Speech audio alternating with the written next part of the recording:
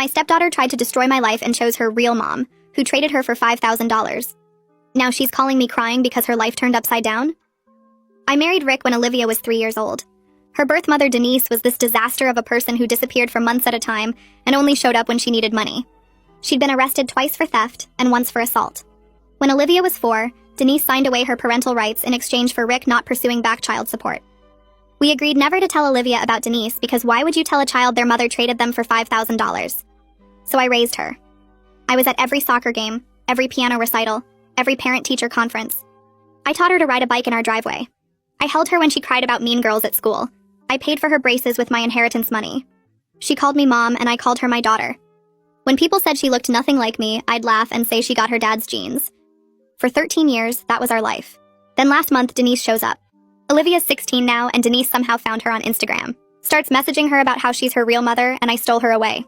Tells her all these lies about how Rick and I prevented them from being together. Olivia confronts us at dinner one night, holding her phone with all these messages. Rick tries to explain, but Olivia's already decided we're the villains.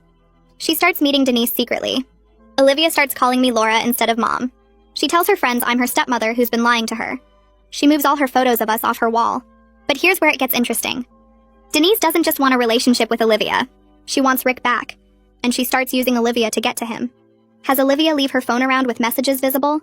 Has her talks about how lonely her real mom is? How Denise never got over losing her family? Olivia starts picking fights between Rick and me. Dad, Laura's trying to control me again. Dad, Laura said I can't see my real mom. Dad, don't you think it's weird how Laura pretends I'm hers? Rick starts defending Denise. Says maybe we were too harsh. Maybe Olivia deserves to know her real mother. Maybe Denise has changed. I'm watching my family fall apart and then I find them. Rick and Denise, in his car in our driveway. He's kissing her. I stand there watching them through the kitchen window and something in me just goes cold. I did not confront them. I go upstairs and start making lists. The house is in my name. I bought it before we married with money from selling my dad's business. Rick's name isn't on the deed. His car? I paid cash for it but put it in his name for insurance reasons. The vacation house we go to every summer? Mine. Inherited from my grandmother. Olivia's college fund? That's interesting. It's in my name as the account owner. Rick and I had been putting money in, but I'd been adding extra from my consulting work. About $80,000 extra. Olivia's car she got for her 16th birthday 2 months ago? I bought that. Title's in my name until she turns 18. The credit cards Rick uses? All authorized user cards on my accounts. The next morning I call my lawyer. Then I call my accountant. Then I call a locksmith. Rick's at work when the locks get changed. Olivia's at school when I clean out her college fund and put it in a new account. I leave the original $20,000 Rick contributed, but take every penny I put in.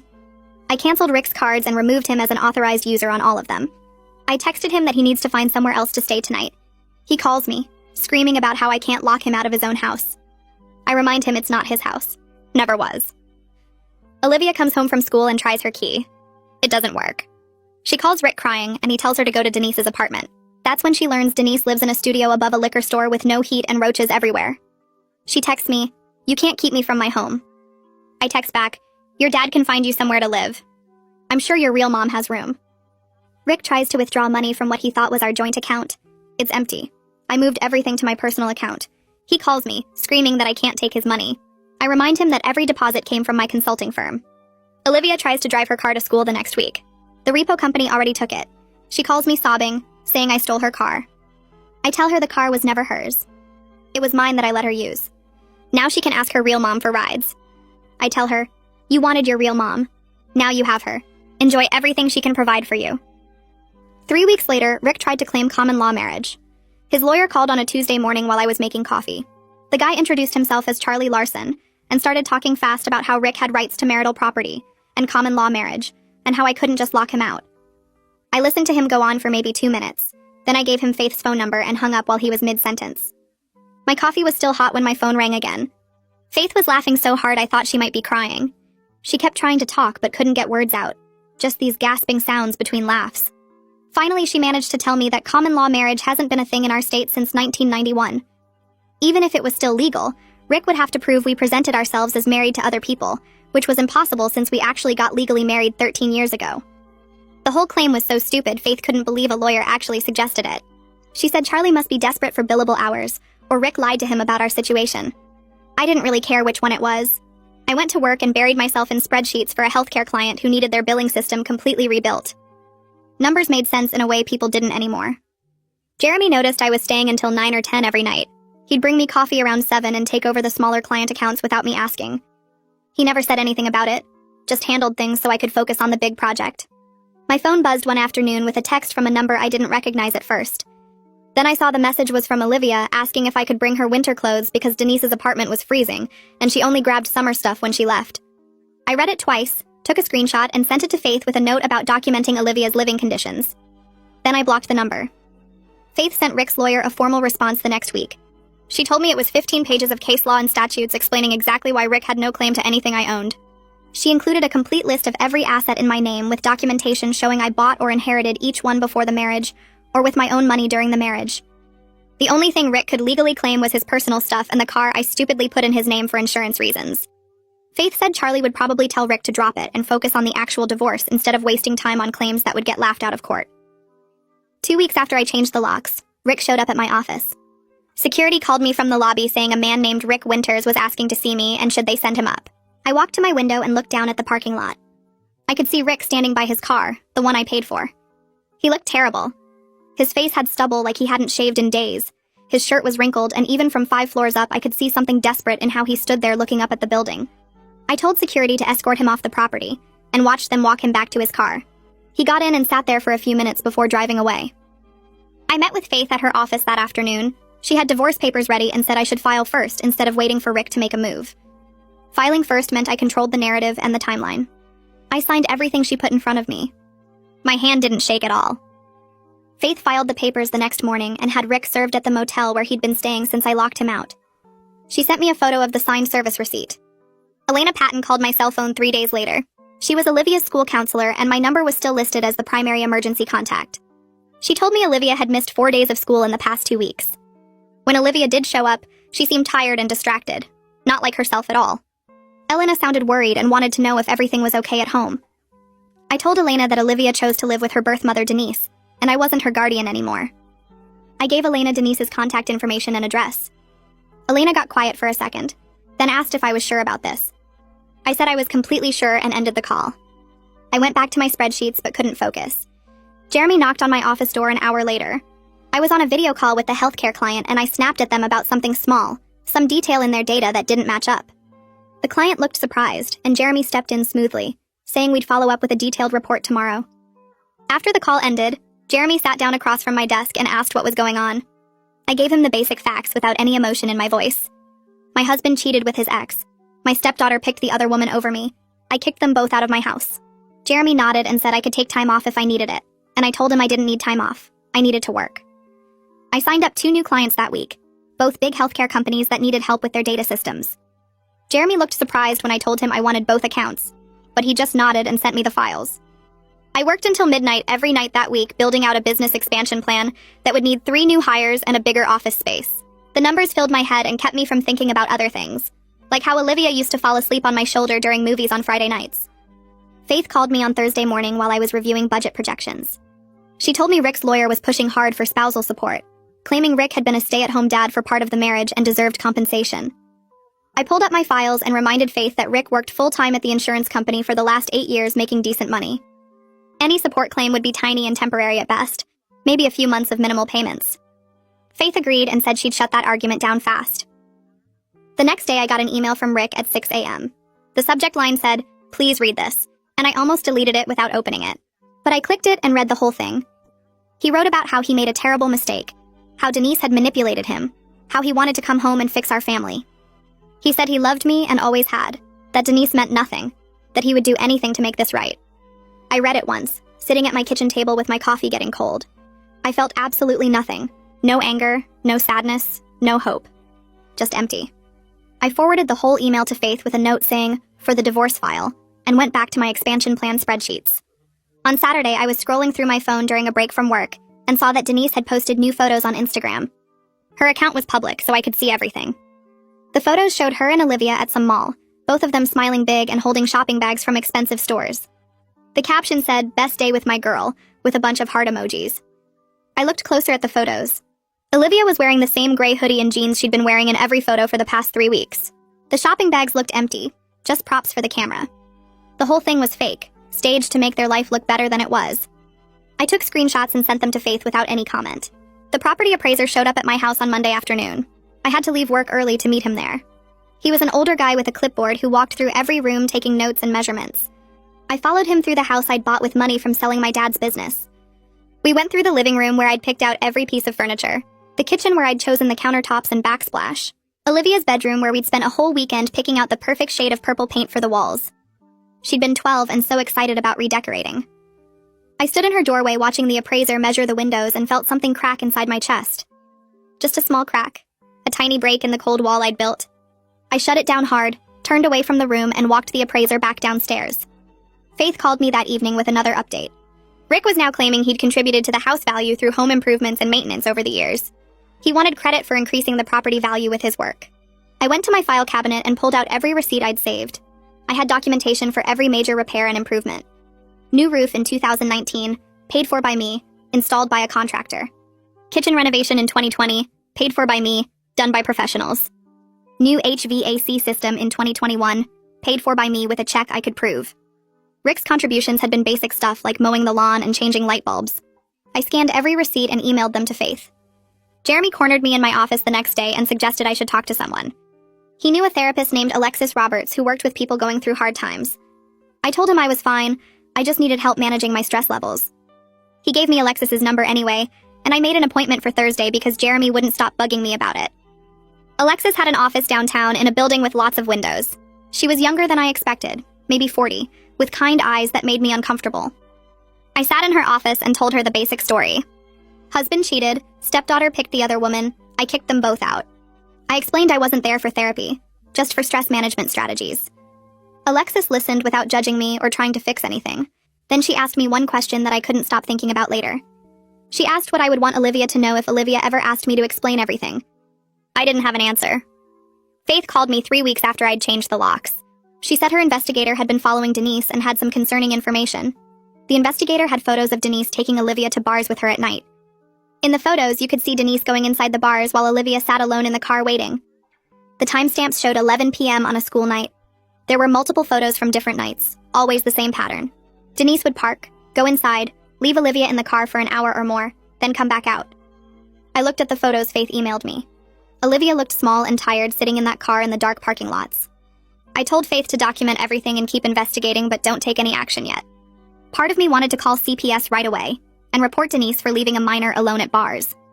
But another part of me, the cold hurt part, thought Olivia had chosen this life. She'd picked Denise over me. Maybe she needed to really understand what she'd chosen. Faith called again the following Monday with news about Rick. He'd lost his job at the insurance company. His boss had fired him for missing too many days and showing up late when he did come in. Rick's lawyer had called Faith to inform her, trying to use the job loss as proof that Rick needed higher temporary spousal support since he had no income now. But Faith pointed out that losing your job for poor performance actually hurt Rick's claim that he'd been a stable provider during the marriage. The whole thing was falling apart for both of them. 2 days later, Elena called my cell phone during my lunch break. Her voice sounded different this time, more worried and less professional. She told me Olivia had missed 10 days of school in the past 3 weeks and was failing 3 classes. The school had tried calling Denise over and over, but the number just went to voicemail every time. Elena asked me directly if I knew what was going on with Olivia's living situation, because the attendance office was required to file a truancy report if things didn't improve. I thanked her for calling and said I'd look into it, then hung up and stared at my computer screen for 20 minutes without moving. That evening, I told myself I was just going to drive past Denise's building to see what the area looked like. I left work around 6 and drove across town to the sketchy neighborhood where Denise lived above the liquor store. I saw Olivia sitting on the concrete steps outside the building wearing a thin hoodie even though it was only 40 degrees outside. She had her arms wrapped around herself and was staring at her phone. I slowed down as I passed and our eyes met for just a second before I looked away and pressed the gas pedal. My hands gripped the steering wheel so hard my knuckles turned white and stayed that way until I got home. Faith called me on Friday afternoon and said she needed to meet with me about Rick's discovery requests. I went to her office after work, and she handed me a thick stack of papers. Rick's new lawyer Charlie was demanding copies of all my business income records for the past 15 years, documentation of every inheritance I'd received, statements from all my bank accounts, and proof of how I'd paid for the house and vacation property. Faith explained that Rick was trying to claim I'd used marital funds to pay for things I said were mine separately. I took the papers home and spent the entire weekend going through my file cabinets. I found the deed to the house showing I bought it 2 years before marrying Rick with money from selling my dad's business. I found the will from my grandmother leaving me the vacation house. I found 15 years of bank statements showing deposits from my consulting firm into accounts that only had my name on them. Every receipt for the new roof in 2019, the kitchen renovation in 2020, the HVAC system in 2021. I'd paid for everything with checks I could prove came from my accounts. By Sunday night, I had 3 boxes of documents organized and labeled, and each piece of paper felt like proof of everything I'd built that Rick now wanted to take. My therapy session with Alexis on Tuesday was harder than usual. She asked me why I was punishing myself by refusing to check on Olivia. I told her I wasn't punishing myself. I was protecting myself from getting hurt again. Alexis just looked at me with that expression therapists have when they know you're lying to yourself. She asked me what I was afraid would happen if I helped Olivia now. I didn't have a good answer, so I changed the subject to talk about work stress instead. Jeremy caught me in the break room on Wednesday and told me something interesting. One of our clients had mentioned seeing Rick at a job interview last week at an accounting firm downtown. The client said Rick looked awful, unshaven and wearing a wrinkled suit and seemed desperate during the interview. But then Rick started complaining about his crazy wife who stole everything from him and kicked him out for no reason. The client said he felt bad for Rick at first, but after hearing him blame everyone else for his problems, the client lost all sympathy. Jeremy asked me if I was doing okay and I said I was fine, just busy with the divorce stuff. The letter from Charlie arrived on Thursday in a fancy envelope with a law firm return address. Inside was a settlement offer. Rick would accept $50,000 and walk away from any claim to the house, vacation property, retirement accounts, and business assets. Faith called me after I emailed her a copy and said it was actually a reasonable offer when you considered how much court costs and legal fees would add up over the next year. She said I should think about it carefully because sometimes it's worth paying something just to be done with the whole mess. I told Faith absolutely not. Rick didn't deserve a single penny after what he did. He cheated on me, let his daughter treat me like garbage, and now wanted money for assets he never contributed to. I'd rather spend $100,000 on lawyers than give him $50,000 he didn't earn. That same week, Denise started posting Instagram stories that showed up in my feed because Olivia was tagged in them. The posts were all about how hard single motherhood was and how she was struggling to provide for her daughter. She posted pictures of their cramped studio apartment and an empty fridge with captions about doing her best with limited resources. The whole thing was so obviously designed to make people feel sorry for her and send money. I noticed several of Rick's relatives commenting with sad face emojis and messages of support. His sister wrote that Denise was such a strong woman for taking in Olivia when her stepmother abandoned her. I blocked all of them and deleted the app from my phone. Faith called me the following Tuesday with news from her investigator. The guy had been watching Denise's apartment building and had some concerning information to report. Denise's boyfriend Corey had moved into the studio apartment about 2 weeks ago. The investigator ran a background check and found that Corey had a criminal record, including 2 charges for domestic violence against previous girlfriends. Now there were 3 people living in a space meant for 1 person. Faith asked me if I wanted her to do anything with this information, and I told her to just document everything and keep watching. Part of me knew I should call CPS right away, but I couldn't make myself do it yet. I woke up at 3 in the morning from a nightmare where Olivia was calling my name and I couldn't find her. I got out of bed and walked down the hall to her bedroom. I hadn't been in there since the day I changed the locks. Her soccer trophies were still lined up on the shelf above her desk. Piano recital programs were pinned to a bulletin board on the wall. There was a framed photo of the 2 of us at the beach house from last summer, both of us smiling and sunburned. I sat on her bed in the dark and looked at all the pieces of the life we used to have. The room smelled like her strawberry shampoo, and I stayed there for over an hour before going back to my own room. Elena left me a voicemail on Thursday morning while I was in a client meeting. I listened to it during lunch and her voice sounded genuinely worried. She said the school was legally required to report Olivia's truancy to family court if the absences continued. She'd tried reaching out to Denise multiple times with no response. Elena said she knew this was a difficult situation, but she was asking me to please call her back because Olivia had mentioned to the school counselor that I was the only mother she'd really known until recently. I saved the voicemail and sat in my car in the parking lot trying to decide what to do next. I called Elena back that afternoon from my office. She picked up on the second ring and I explained everything without sugarcoating it.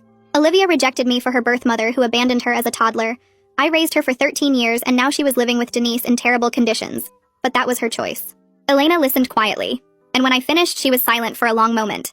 Then she told me that teenagers make awful decisions all the time, but that doesn't mean the adults in their lives should abandon them too.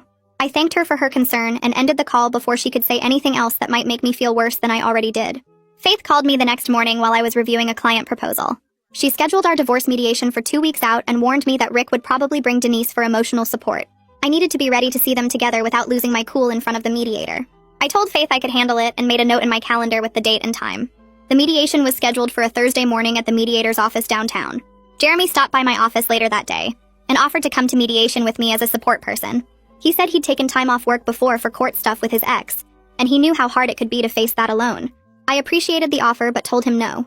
I needed to prove to myself that I could handle this without anyone holding my hand. After work, I drove to the nice department store across town and bought a new suit for the mediation. Navy blue wool, perfectly fitted, expensive. It felt like armor when I tried it on in the dressing room. The salesperson told me I looked powerful, and I paid with my credit card without even checking the price tag. My therapy session with Alexis that week focused entirely on mediation strategies. She taught me breathing exercises for staying calm when I felt angry or upset. We practiced responses to things Rick might say to try to get under my skin. But mostly, Alexis helped me figure out what I actually wanted from this divorce, versus what my hurt and anger wanted. I wanted it over quickly and cleanly with no ongoing connection to Rick. My anger wanted to make him suffer and beg and admit what he'd done. Alexis reminded me that I could only control my own actions and reactions, not his feelings or behavior. The night before mediation, I couldn't sleep. I kept going over everything in my head and checking that I had all my documents organized. Around 11, my phone rang from a number I didn't recognize. I almost let it go to voicemail, but something made me answer. Olivia's voice came through small and scared, asking if I was still awake. She told me Denise and Corey had a huge fight earlier that night. The neighbors called the police and officers came to the apartment. Olivia was sitting in a diner 3 blocks away because she was too scared to go back there. The diner was one of those places that stays open all night, and she'd been there for over 2 hours. She didn't have any money for food, and she had nowhere else to go. Her voice shook when she said she'd tried calling Rick first, but he didn't answer. I sat in my car in the driveway for 10 minutes with my keys in my hand. Part of me wanted to drive straight to that diner and bring her home. The other part knew she needed to understand the full weight of what she'd chosen. I told her to stay at the diner and I'd send her money for food through a payment app. She needed to keep trying to reach her father because this was his responsibility now, not mine. Olivia started crying on the phone. She said Rick was staying in a motel room with someone he worked with, and he'd told her earlier that week he couldn't have her there. Then she asked me in this broken voice if I hated her. I told her the truth. I didn't hate her, but I couldn't be what I was to her before. That person didn't exist anymore because she destroyed that relationship when she chose Denise and helped wreck my marriage. She cried harder and I felt something crack inside my chest, but I didn't take it back. I opened the payment app on my phone and sent Olivia $40 with a message. For food and a ride to somewhere safe. Figure out where that is. Then I turned off my phone completely and went inside. I took a sleeping pill from the medicine cabinet because otherwise I knew I'd get in my car and drive to that diner, and I wasn't ready to do that. I needed to protect what was left of myself first. Mediation day arrived and I put on my new Navy suit like armor.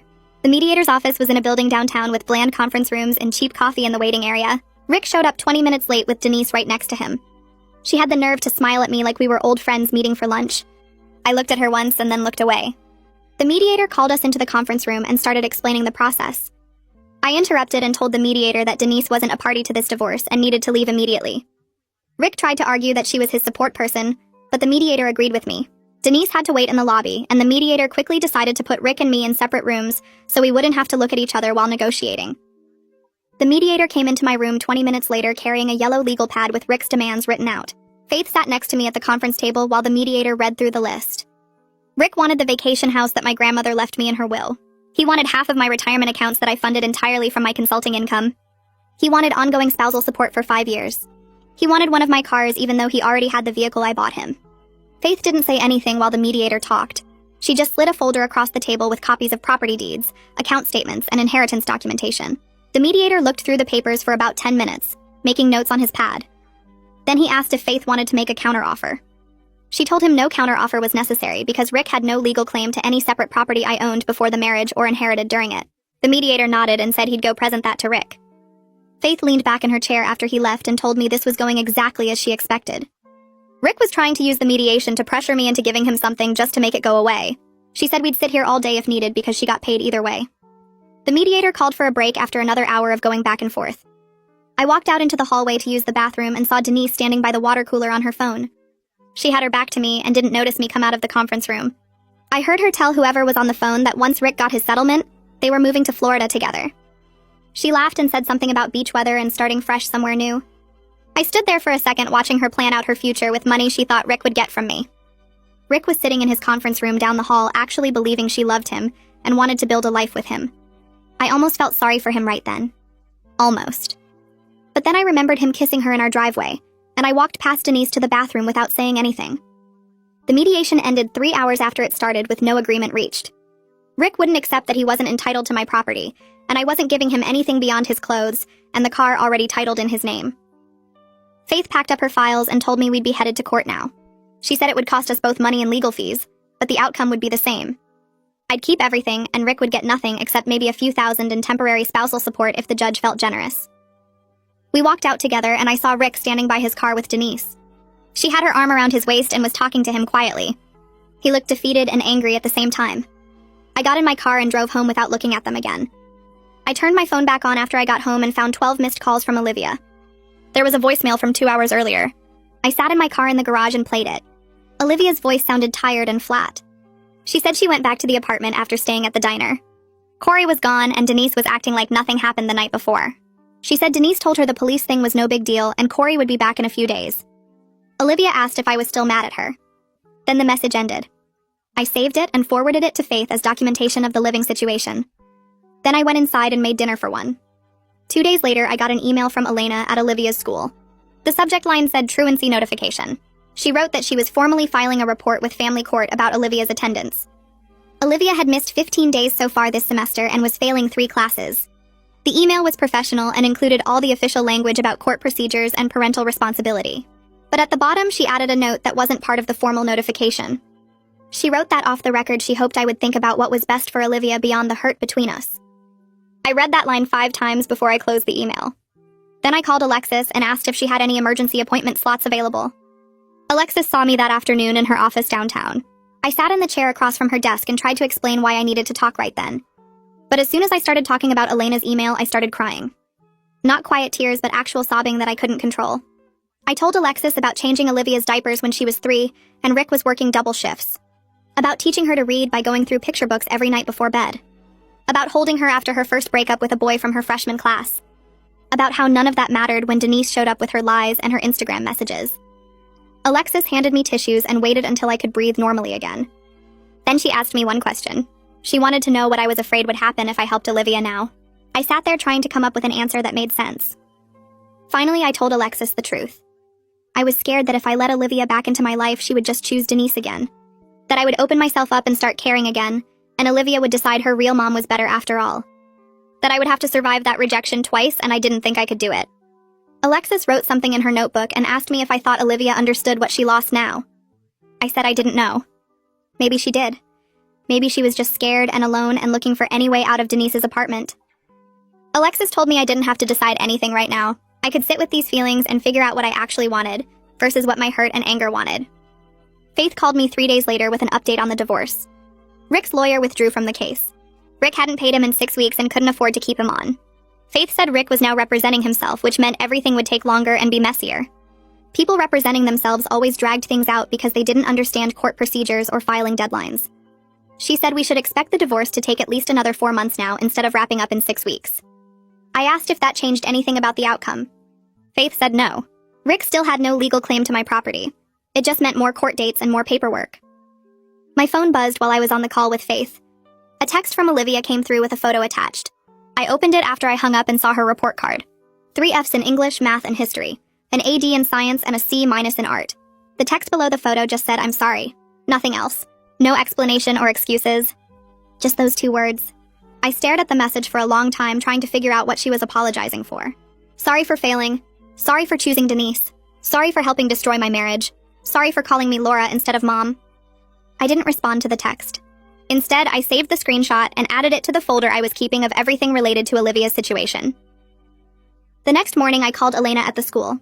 I asked her what resources they had available for students in crisis situations. Elena sounded surprised to hear from me, but answered right away. She told me about counseling services and academic support programs. There was a tutoring center that could help Olivia make up missed work. There was a social worker who could connect her with community resources. But then Elena said something that made my stomach hurt. She said all of those things required stable housing and parental support to access them. A student living in an unsafe environment couldn't focus on schoolwork, no matter how much tutoring they got. I thanked Elena for the information and told her I'd think about next steps. She said to call her anytime if I wanted to discuss options for helping Olivia get back on track. I hang up with Elena and sit at my desk staring at nothing. The tears start before I realize I'm crying. I put my head down on my folded arms and just let it happen. I don't hear Jeremy come in until he's sitting in the chair across from my desk. He doesn't say anything for a minute. Then he starts talking about his daughter Rachel. How when she was 15 she told him she hated him and wished he wasn't her dad. How she ran away twice and lived with her boyfriend's family for 3 months. How he had to decide whether to force her to come home or let her figure out on her own that the boyfriend's mom wasn't actually better than him. He tells me he chose to stay her dad even when she didn't want him to be. He paid her phone bill so she could always call. He showed up at her school events even when she told him not to. He sent her birthday cards to the boyfriend's house. And eventually she came back. Not because he forced her, but because she realized he never stopped being her dad. Jeremy stands up to leave and says sometimes being a parent means doing the right thing even when it hurts like hell. I drive to the family court building the next morning. The clerk at the records window finds the truancy filing and prints me a copy. She tells me there's a hearing scheduled in 2 weeks. She explains that if Olivia's situation hasn't improved by then, the judge could order her into foster care. Neither parent is providing adequate supervision according to the school's report. I ask what adequate supervision means. The clerk says stable housing, regular school attendance, basic necessities. She looks at me over her reading glasses and says the system doesn't like to split up families, but sometimes there's no choice. I fold the papers and put them in my purse. I sit in my car in the parking lot for 20 minutes before I can drive. That night, I lie in bed staring at the ceiling. I keep picturing Olivia in some stranger's house, sharing a room with other foster kids, going to a new school where nobody knows her. I think about her first day of kindergarten when she cried and held onto my leg. How I walked her to her classroom and stayed until she felt safe. I think about teaching her to swim at the vacation house. How scared she was of the deep end until I held her and showed her she could float. I roll over and look at the empty side of the bed where Rick used to sleep. Some part of me is still her mother.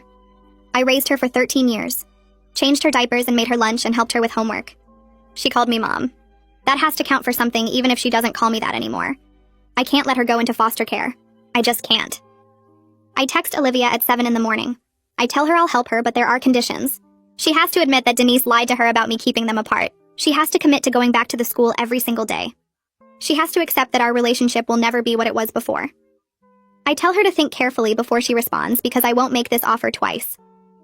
I put my phone face down on the kitchen counter and make coffee. I don't let myself check for a response. 3 hours later, my phone buzzes. Olivia's message is long. She admits Denise lied about everything. That Denise told her I prevented them from being together when really Denise chose money over her. She says living with Denise has been awful. The apartment is freezing and there's never enough food. Denise's boyfriend Corey scares her. Denise drinks all day and brings home different men at night. She says she understands if I never forgive her. She knows what she did was terrible. She knows she hurt me and helped destroy my marriage. But she's asking anyway. She's asking if there's any way I can help her because she doesn't know what else to do. I read the message 3 times. Then I text back. I tell her she can move into the vacation house temporarily. Not my main house, not her old room, but a place where she can be safe and go to the school. I'll pay for food and basic necessities, but she needs to get a part-time job within a month to learn responsibility. She'll do her own cooking and cleaning. She'll check in with me by text every day. She'll see a therapist every week. If she breaks any of these rules, she's out. I hit send before I can change my mind. Faith calls me that afternoon after I text her about the plan. She warns me this could complicate the divorce. Rick could claim I'm providing for Olivia, but not him. He could argue that proves I have extra money to share. I tell Faith I don't care what Rick claims. I'm not doing this for him or because of him. I'm doing it because Olivia is still a child who needs an adult to be the adult. Faith is quiet for a second. Then she says, okay. She'll handle whatever Rick's lawyer tries to pull. She tells me I'm doing the right thing, even if it makes the divorce messier. I drive to Denise's apartment the next day to pick up Olivia's things. The building looks worse in daylight. Cracked concrete steps, broken window on the second floor, graffiti on the door. I climb the stairs and knock. Denise answers wearing a stained tank top and sweatpants. Her eyes are red and unfocused. She smells like alcohol and cigarettes. She looks at me and laughs. She says I'm stealing her daughter. I look at her for a long moment. Then I tell her she sold her daughter for $5,000 16 years ago. I walk past her into the apartment. Olivia is sitting on a mattress on the floor. There's no other furniture except a broken chair and a card table. Olivia has almost nothing to pack. Most of her clothes are still at my house where I locked her out. She's wearing jeans that hang loose on her hips and a sweatshirt with a stain on the sleeve. She's lost weight. Her face looks thin and tired. Dark circles under her eyes like she hasn't slept in weeks. I hand her a cardboard box I brought from my car. She takes it and just stands there holding it. Then she starts crying. Not quiet tears, but big gasping sobs. She drops the box and covers her face with her hands. Her whole body shakes. I stand there watching her cry and something in my chest hurts. Denise yells from the other room about how I'm ruining everything. I ignore her and pick up the box. I start putting Olivia's things in it myself. A few shirts, some school books, a hairbrush. That's all there is. I drive Olivia to the vacation house. Neither of us talks. She tries to apologize twice, but I tell her we're not doing this in the car. We'll talk when she's settled and we've both had time to think. She nods and looks out the window. I can see her reflection in the glass. She's still crying, but quietly now. just tears running down her face while she stares at the trees going past. The drive takes 2 hours. I focus on the road and try not to think about the last time we drove to the vacation house together. That was different. That was before everything fell apart. I pull into the driveway and turn off the engine. Olivia looks at the house and more tears come. I get out and grab her box from the back seat. I unlock the front door and walk inside without waiting to see if she follows. The vacation house smells like dust and old wood when I flip on the lights. I walk through the living room and point out the fireplace that actually works if she needs heat. The kitchen has a small stove and a fridge that hums too loud. I open cabinets to show her where the dishes are. 2 bedrooms down the hall. I point to the smaller one and tell her that's hers. The bathroom is between them. I leave $300 cash on the kitchen counter and tell her to buy groceries and whatever else she needs. I write my number on a piece of paper even though she already has it. I tell her I'll be back in 3 days to talk about how this is going to work. She nods and doesn't say anything. I leave without looking back. Faith calls me the next morning while I'm making coffee. She tells me Rick found out about Olivia being at the vacation house. He's threatening to file for custody to get access to my property. I actually laugh. I tell Faith to let him try. Any judge will see his motel room and his unemployment and laugh him out of court. Faith agrees but warns me to document everything anyway. I meet with Elena Patton at the school 2 days later. Her office has motivational posters on the walls and a box of tissues on her desk. I explain the new arrangement. Olivia is staying at my vacation house. She'll be going back to the school. Elena looks relieved. She tells me she's glad Olivia will be in a stable place. She agrees to help Olivia make up her missed work. Then she warns me that Olivia will need counseling to process everything that's happened. I tell her I'm already working on that. 3 days later, I drive back to the vacation house with a list I printed out. Olivia answers the door looking cleaner than she did when I dropped her off. The house is neat. She bought groceries. I sit down at the kitchen table and slide the paper across to her. School every day, no exceptions. Therapy once a week with someone I'll arrange. Part-time job within a month. She'll do her own cooking and cleaning. She'll text me every single day to check in. If she breaks any of these rules, she's out. Olivia reads the list twice. She looks up at me and agrees to everything. No argument, no negotiation. Then she asks me if she can ever come back to the main house. I tell her honestly that I don't know yet. I tell her trust takes years to build and seconds to destroy. She nods like she understands, but her eyes get wet. I stand up to leave. I arrange for Olivia to start seeing a therapist who works with Alexis. The therapist specializes in teenagers. The first session happens a week later. Afterward, the therapist calls me with permission from Olivia to share some information. She tells me Denise had been manipulating Olivia for months before they even met in person. Denise built elaborate lies about how Rick and I kept them apart. She sent fake screenshots of text messages. She created this whole story about fighting for her daughter. The therapist says Olivia believed every word because she wanted to believe her birth mother loved her. Rick calls me from a new number 3 weeks into the arrangement. I almost don't answer, but I do. He's begging me to let him see Olivia. His voice sounds broken and desperate. I tell him he can arrange that through Olivia directly. She's old enough to decide if she wants contact with him. I'm not going to be the go-between for his relationship with his daughter. He starts to argue, but I hang up. 2 months pass. The divorce gets finalized on a Tuesday morning. Rick gets nothing except his car and his personal belongings. The judge barely glanced at his requests before denying them. Olivia is passing all her classes. She got a job at a coffee shop and works weekends. She texts me every morning. Short messages, but consistent. I visit her every Sunday for dinner at the vacation house. We cook together. We talk about small things, school, work, the weather. We're learning how to be in each other's lives in this new, smaller, more careful way. Denise violated her lease and disappeared without telling anyone where she went. The landlord called me looking for her because I was listed as an emergency contact on Olivia's school forms. Honestly, we're all better off. Rick got a job in another state and moved away. He sends Olivia texts sometimes. She answers about half of them. I'm dating someone new. A guy I met through work who knows the whole story and respects my boundaries. He doesn't try to fix anything or tell me what I should do. I'm learning that protecting yourself doesn't mean closing yourself off forever. The family I thought I had is gone. That version of us doesn't exist anymore. But I'm building something different now. Something based on honesty and earned trust rather than assumptions and obligations. Olivia will probably never call me mom again. She might never live in my main house again. But she's safe and she's working hard and she's learning that actions have consequences. It's not the happy ending I wanted 13 years ago when I taught her to ride a bike in our driveway. It's not the life I planned when I paid for her braces and went to her soccer games. But it's real, and maybe that's better than the pretty lie we were all living before.